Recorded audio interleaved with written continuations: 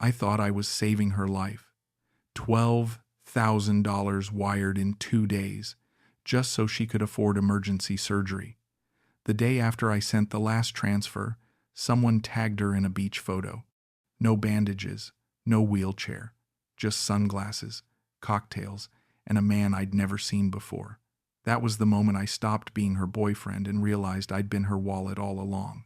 I'm not angry anymore. I'm just tired of lying to myself. If sharing my story stops even one man from doing what I did, maybe it was worth the price. My hands are shaking as I pace around my Birmingham flat, checking my phone every 30 seconds. The Western Union receipt is still glowing on my laptop screen. $12,000, nearly half my pension savings, gone in 48 hours. But I'd do it again if it meant saving Aubrey's life. The voice message she sent yesterday still echoes in my head, her weak voice barely a whisper. Please, Mahal. My appendix burst. The doctors say I need surgery tonight, or I might die. I'm so scared. I don't want to leave my daughter alone. I remember dropping my teacup when I heard it, the ceramic shattering across my kitchen floor. How much do you need? I typed back immediately. The surgery costs $8,000, and I need $4,000 more for the recovery room. I'm sorry to ask, but I have nowhere else to turn. You're my only hope. I didn't hesitate. I called Western Union that same hour. When they asked if I was sure about sending such a large amount internationally, I said yes without blinking. This was Aubrey, the woman who sent me voice messages every morning saying how much she loved me, the one who called me her king and promised to visit England as soon as she saved enough money, the woman I was going to marry. Now it's been 18 hours since I sent the money, and she hasn't replied to a single message. I tell myself she's probably sedated, recovering from the operation. The doctors would have her phone, keeping her comfortable while she heals. But something cold is growing in my stomach, a feeling I keep pushing down because I can't afford to doubt her. Not now, not when she might be fighting for her life. My phone buzzes. Finally. But it's just a notification from the bank, confirming my account balance. The number looks so small now, almost embarrassing. I set the phone down and walk to the kitchen, making my 4th cup of tea in the last hour. The routine calms me, reminds me that everything will be fine. Aubrey will message me soon with good news. She'll tell me the surgery went perfectly, that she's tired but grateful, that I saved her life, and I'll feel proud, the way a real man should feel when he protects the woman he loves. I met Aubrey during the worst period of my life. It was October 2021, 6 months into the pandemic lockdowns. I'd been retired for 3 years, and Patricia had been gone for 2. Cancer took her fast, but those final months felt like decades. After the funeral, I thought I'd learned how to be alone. I was wrong. The silence in our house became unbearable. Every room reminded me of conversations we'd never have again, dinners we'd never share, holidays that would only be memories now. My sister Claire suggested I try online dating. You're 65, Nigel, not 95. You deserve companionship. I resisted for months, but loneliness is a hungry thing. It eats at you until you'll try anything to make it stop. So I downloaded one of those international apps, thinking maybe someone from a different culture would appreciate what I had to offer. A stable man with a pension, a house, and a lifetime of stories to share. Aubrey's profile appeared on my 3rd day browsing. Her smile was genuine, not posed like the other photos I'd seen. She was 29, worked at a medical clinic in Dumaguete, and had a 6-year-old daughter named Maya. Her bio said she was looking for someone serious, who values family and real love. I stared at her pictures for 10 minutes before finding the courage to send a message. Hello, Aubrey. I'm Nigel from Birmingham, England. I noticed we both love quiet evenings and good conversation. Would you like to chat? She replied within an hour. Hi, Nigel. You seem very kind. I'd love to talk with you. That first conversation lasted 4 hours. She told me about her work at the clinic, how she helped elderly patients with their medications and appointments. She spoke about Maya, how smart and funny she was, how she drew pictures of butterflies and asked endless questions about England.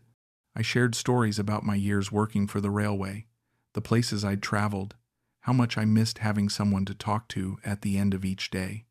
"You sound like a gentleman," she said during our second video call.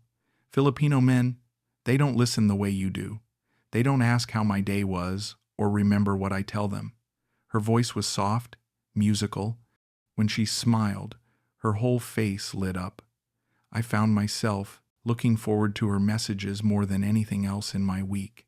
She'd send photos of her breakfast, videos of Maya dancing to pop songs, voice notes telling me about difficult patients at the clinic.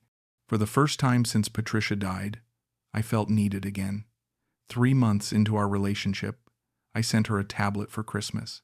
She cried when she opened it on video call, saying no one had ever given her something so thoughtful. "This will help Maya with her schoolwork," she said, wiping her eyes. "You're so generous, Mahal. I'm lucky to have you." The word Mahal made my chest tighten with warmth every time she said it. It meant love in her language, she explained, but it was deeper than that. "Mahal is someone precious, someone you treasure," she told me. "That's what you are to me." I started calling her my treasure in return. The phrase felt natural, honest. She was treasure to me. A beautiful woman who chose to love a 66-year-old widower from a rainy city she'd never seen. When Valentine's Day came, I sent her flowers and a sewing machine for her mother. "You take such good care of everyone," she said through happy tears. "Now I can take care of you too, when I visit England." We talked about that visit constantly. She'd stay for 3 months, meet my sister, see the countryside, maybe even meet some of my old railway friends. I started planning the trip in my head, imagining her reaction to proper English tea, to the green hills of the Cotswolds, to the history in every stone of our old buildings. Maya would come too, eventually. I pictured myself teaching her about trains, taking her to museums, being the grandfather figure she'd never had. "I need to save money for the plane tickets," Aubrey would say during our evening calls. "The visa application alone costs so much, and I want to bring gifts for your family." I offered to help with the expenses, but she refused. "No, Mahal. I want to earn this myself. I want to come to you as an equal, not as someone you have to support." Her independence impressed me.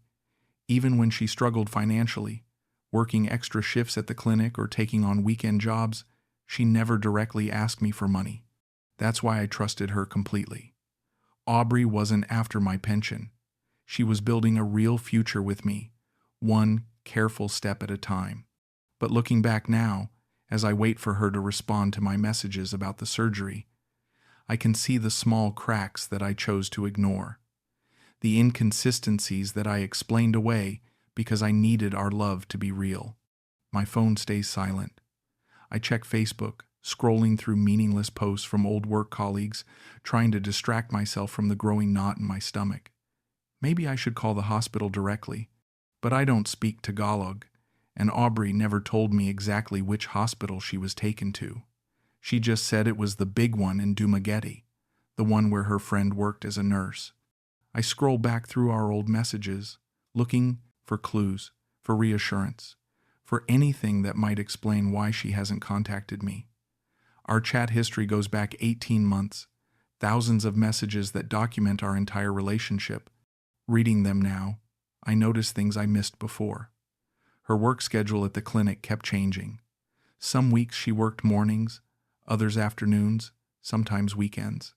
When I asked about it, she said the clinic was understaffed and she had to fill in wherever needed. "Medical work is unpredictable," she explained. "Sick people don't follow schedules." There was the time she disappeared for 3 days without explanation. When she finally messaged me, she said her network was down and she couldn't afford to buy data for her phone. "I was so scared you'd think I was ignoring you," she wrote, "but I had no way to contact you. Even the Wi-Fi at the clinic was broken." I believed her because I wanted to believe her, because the alternative, that she might be lying, was too painful to consider. Then there were the money requests that weren't quite requests. Her cousin needed surgery for a motorbike accident. Could I pray for him? 2 weeks later, she mentioned it was actually her brother, not her cousin, who'd been hurt. When I asked about the confusion, she said I'd misunderstood her English. Sometimes I mix up the words, she apologized. In Filipino, we use the same word for cousin and brother sometimes. Her mother's blood pressure medication was expensive. Her daughter needed new school uniforms. The roof on their house leaked during typhoon season. She never asked directly, but the implications were clear. I started sending small amounts, 200 here, 300 there, not because she begged, but because I could see she needed help and was too proud to ask. "You don't have to do this," she'd say every time I sent money. "I don't want you to think I'm only with you for support." But that's exactly why I did it, because she didn't ask, because she seemed embarrassed to accept, because helping her made me feel useful, needed, like a real partner instead of just a voice on the phone. Now, waiting for news about her surgery, I wonder if I was helping her or helping myself. If the money made me feel more secure in our relationship, more certain that she wouldn't leave me for someone younger, more attractive, more present in her daily life. I check my phone again. Still nothing. But there's a notification from Facebook. Someone has tagged Aubrey in a post. My blood turns cold as the image loads. It's Aubrey, smiling brightly at a beach resort, a tropical drink in her hand. Her arm is wrapped around a young Filipino man I've never seen before. The caption reads, "Weekend vibes at Manjuyod Sandbar, living our best life. Number blessed, number beach day, number good times."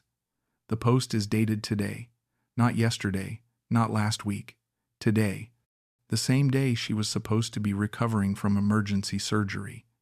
The same day I wired $4,000 for her recovery room. I stare at the photo for what feels like hours. Aubrey looks healthy, radiant, completely unsurgical. No bandages, no hospital bracelet, no sign that she's been anywhere near a medical facility. Just sunshine, sand, and the biggest smile I've ever seen on her face. My hands shake as I scroll through the comments.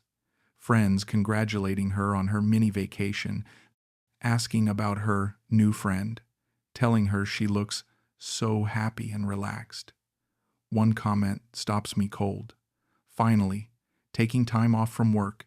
You deserve this break, girl." Taking time off from work. Not recovering from surgery. Taking time off. I screenshot the photo before I can stop myself, then immediately feel sick for doing it. This isn't evidence I want to collect. This isn't a truth I want to face. But the image is burned into my phone now, undeniable proof that everything I believed was wrong. I call her number.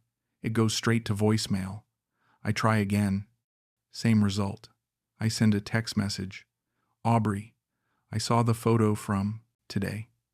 Can you please explain?" The message shows as delivered but not read. She's online. I can see her active status on Facebook, but she's not opening my messages. I sit in my armchair, the same chair where I've taken hundreds of her calls, and feel my world collapsing. The voice message from yesterday plays in my head again. "Please, Mahal, I might die." But she wasn't dying. She was planning a beach trip with another man. How long has she been lying to me? Were any of her stories true? Does she really work at a clinic? Or was that fabricated too? Does she actually have a daughter? Or was Maya just another detail designed to make me care more, trust more, send more money? I think about all the times I bragged about her to Claire, to my old friends from the railway. "I've met someone wonderful," I told them. "She's young, yes, but she loves me for who I am. She sees past my age, appreciates my experience."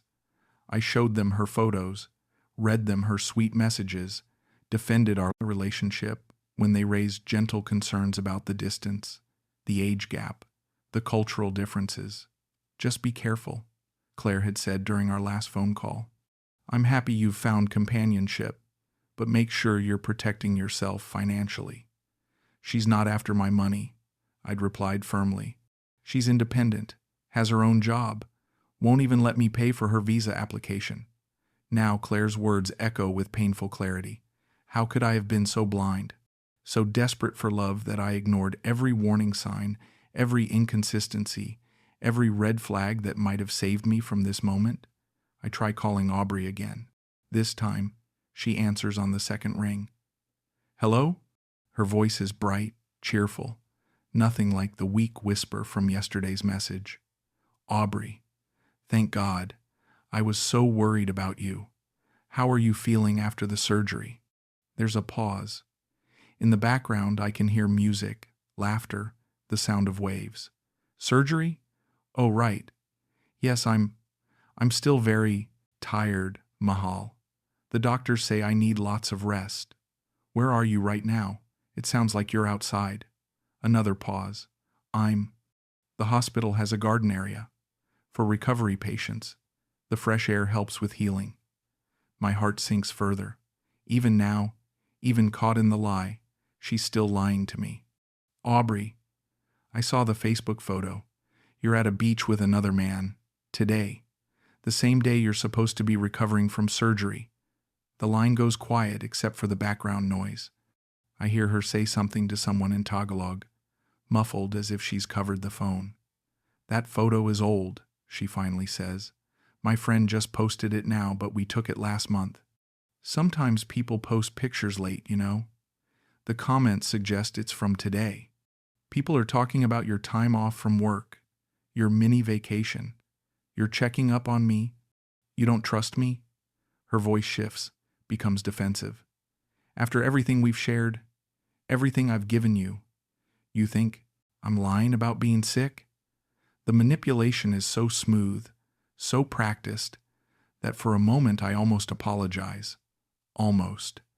I sent you $12,000, Aubrey, my pension money. I thought you were dying. I never asked you to send that much. I said I needed help, but I never told you to empty your bank account. That was your choice. Her words hit like physical blows. Because she's right, in a way. I did choose to send the money. I chose to believe her story without asking for proof. I chose to wire my life savings to someone I'd never met in person, someone whose last name I barely knew how to pronounce. So you're saying the surgery was real? You're really in a hospital right now? I'm saying this is complicated, and you're making it worse by not trusting me. I'm sick. I'm scared. And instead of supporting me, you're accusing me of lying. I want to push harder, demand clearer answers, but something in her tone stops me. It's not guilt I hear, or shame, or even fear of being caught. It's annoyance, as if I'm bothering her with these questions, interfering with something more important than our 18-month relationship. I just want to understand what's happening, I say quietly. What's happening is that I'm trying to recover, and you're stressing me out. I can't deal with this right now. I need space to heal. And then she hangs up.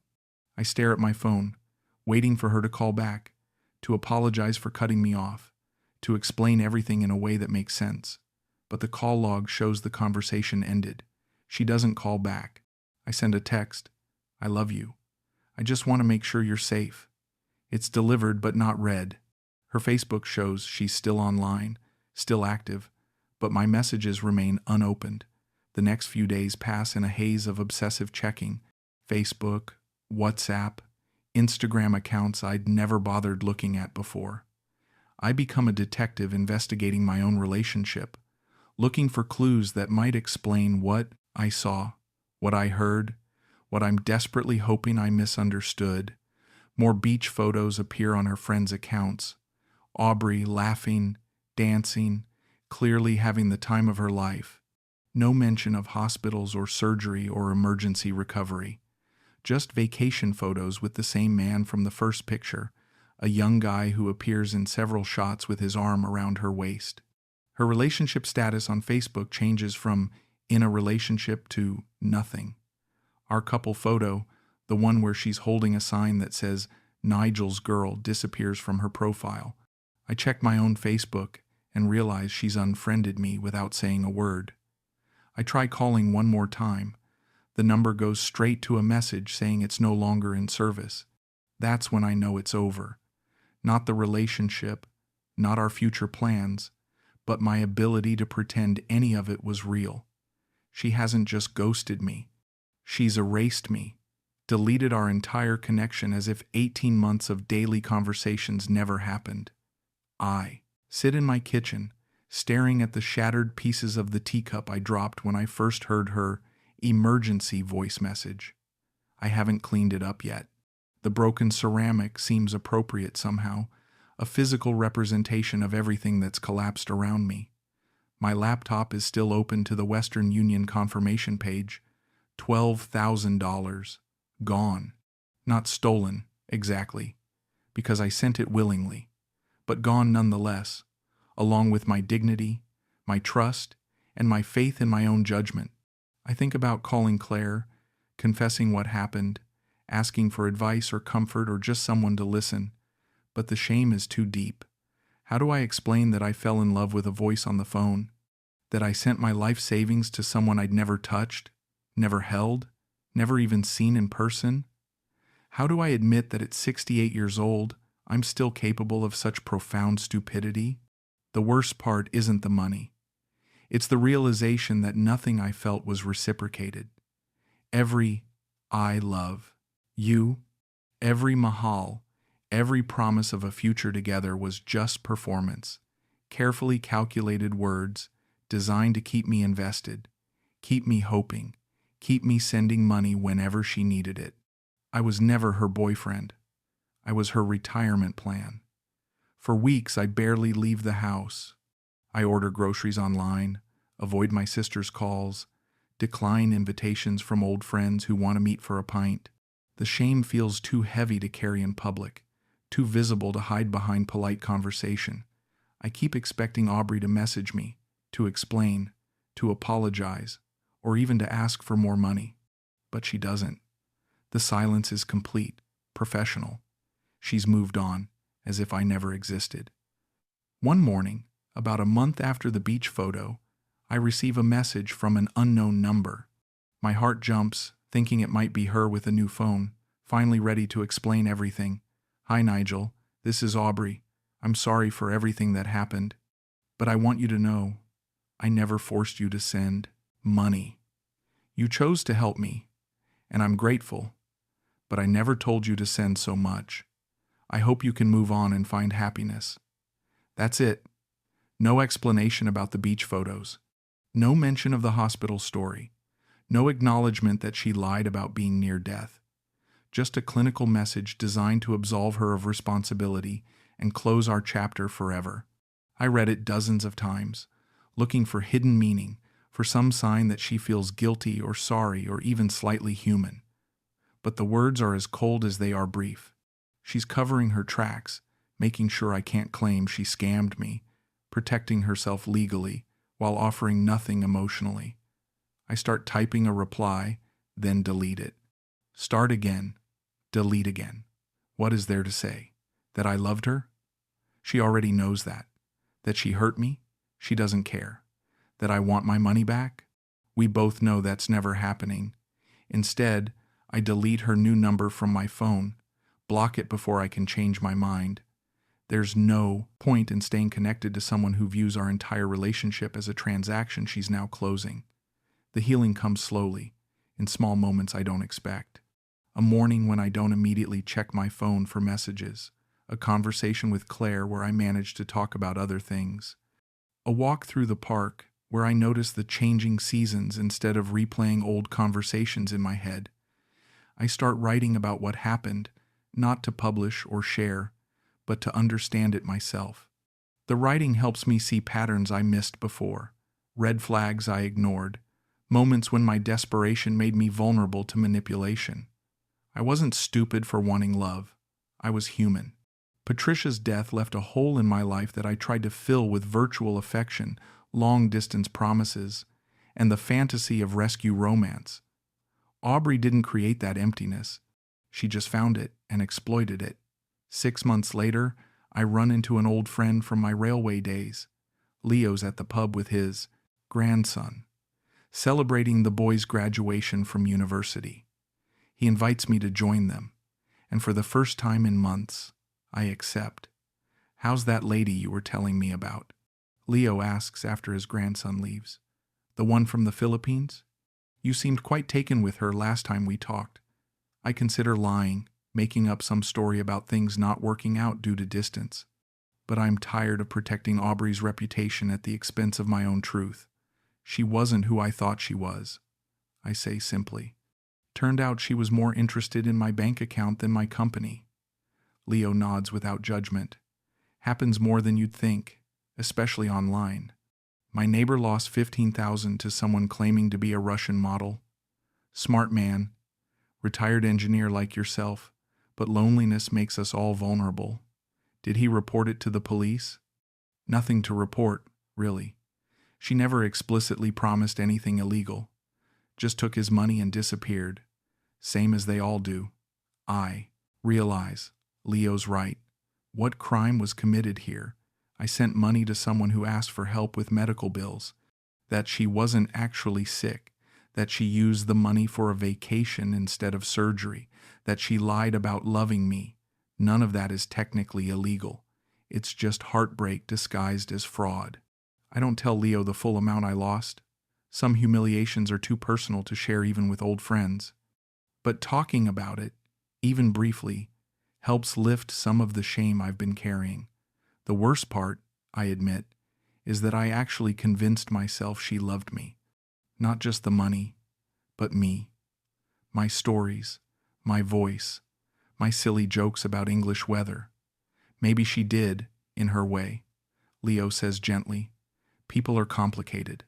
She might have enjoyed talking to you while also seeing you as a source of income. Doesn't make what she did right, but it doesn't mean every moment was fake either. It's a kind thought, but I don't believe it anymore. Real love doesn't disappear the moment money stops flowing. Real love doesn't require expensive proof of commitment. Real love doesn't ghost someone after 18 months of daily communication. Aubrey's version of love was conditional, transactional, carefully performed.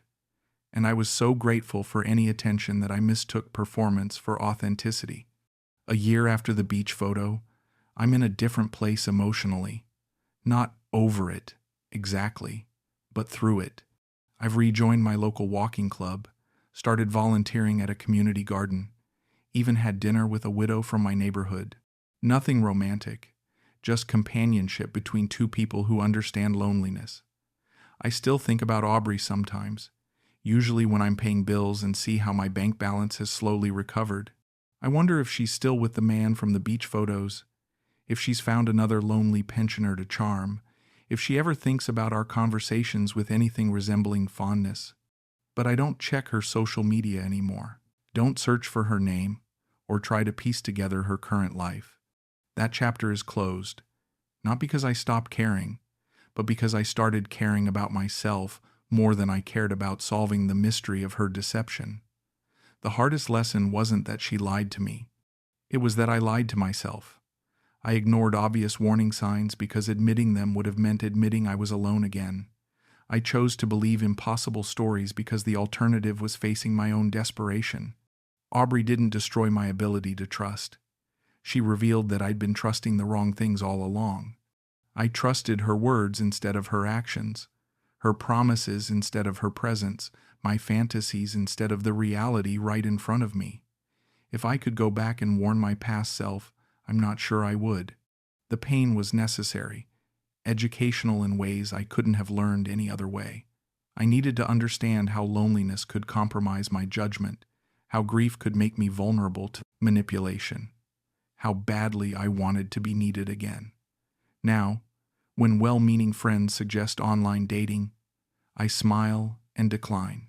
Not because I'm opposed to love, but because I know the difference between love and the performance of love.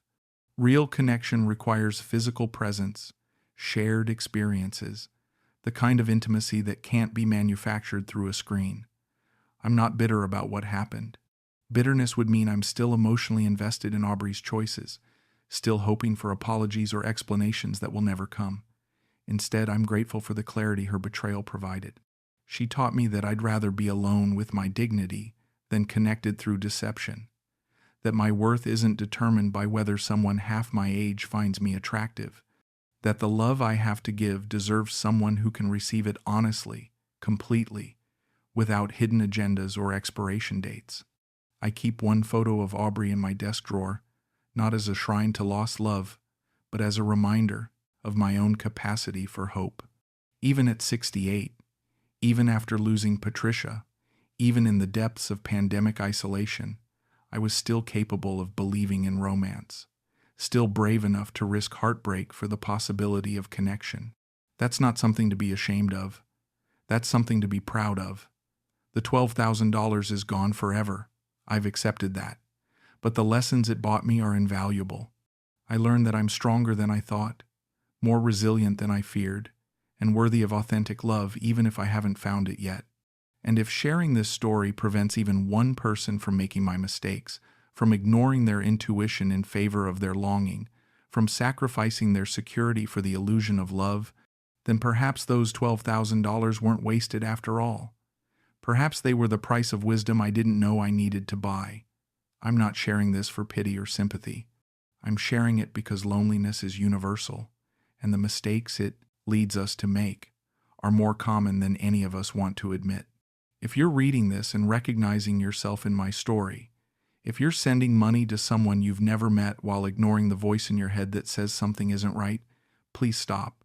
Stop and ask yourself, would this person love you if you had nothing to give? Would they stay if you couldn't solve their problems, fund their emergencies, or rescue them from their circumstances? If the answer is no, then what you have isn't love. It's dependency disguised as devotion, and it will only end in heartbreak. Trust me, I learned this lesson the hard way, so you don't have to. The beach photo is still out there somewhere. Aubrey smiling with her drink and her real boyfriend, living her best life on money I sent thinking I was saving her life. But I don't look at it anymore. I don't need to. I've seen enough to understand what was real and what wasn't real. Her love, her stories, her promises, her emergency. What was real? My hope, my grief, my loneliness, my recovery. I can live with that balance. I can move forward with that truth. And maybe, someday, I can love again. But this time, I'll love with my eyes wide open.